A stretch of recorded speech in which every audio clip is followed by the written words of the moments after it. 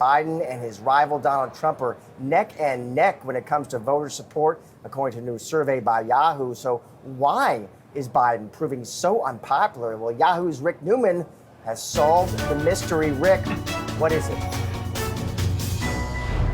It's real household income. It's sitting there right in plain sight, and we kind of know this, but we kind of didn't. And the Census Bureau, once a year, it does this big report on income and poverty in the United States.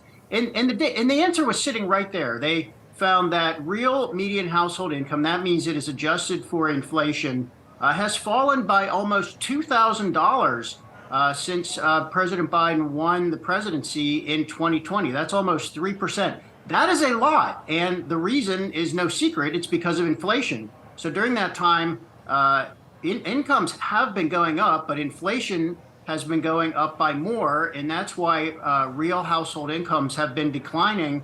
And any Democrats who were scratching their head and saying, well, I don't get it. We have great job growth. The unemployment rate is really low. Why do voters give President Biden no credit for the economy? That's the reason. It's because the purchasing power of the typical paycheck has declined. Now, this census data is a year old at this point, so this could get better for President Biden. We know that trend has actually been improving. Real incomes actually turned from negative growth to positive growth in June. So that means the typical family is just starting to catch up lost ground in terms of purchasing power. So maybe another 12 months of that put us into the home stretch of the 2024 election, and voters will start to feel pretty good about the economy. But if you wonder why they are not feeling good about it right now, that is the reason. The typical paycheck buys less. Yep. Rick, I'm going to continue to advocate for you to have a direct line to the White House. You have given a lot of insight on where the voter is right now. But, look, we're talking just over a year out until the president's, re-election bid. What do you think is kind of the timeline he needs to work with? Because a lot of this is about turning sentiment around. That doesn't catch on really quickly, even if the economic data turns. Right. So, and there's also a difference between facts and messaging.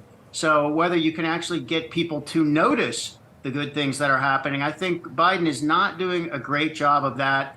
And in some senses, this is going to be a horse race, not so much between Biden and Trump, if Trump ends up being the Republican, but between Biden and the direction of the economy. Will it improve enough for voters to start giving Biden a little more credit and give him good chances of winning re-election? I mean, just to put this in context, Biden's approval rating is now about 41%. You want to be at least at 45% to have solid odds of re-election, and 50% would probably guarantee re-election. So can Biden get from 41 to 45% in a year? Sure, he can.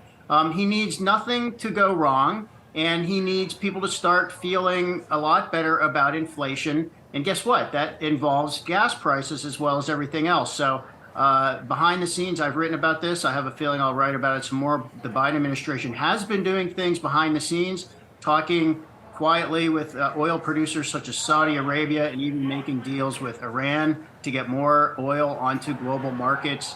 That clearly is sort of a re-election ploy. Let's see what else happens.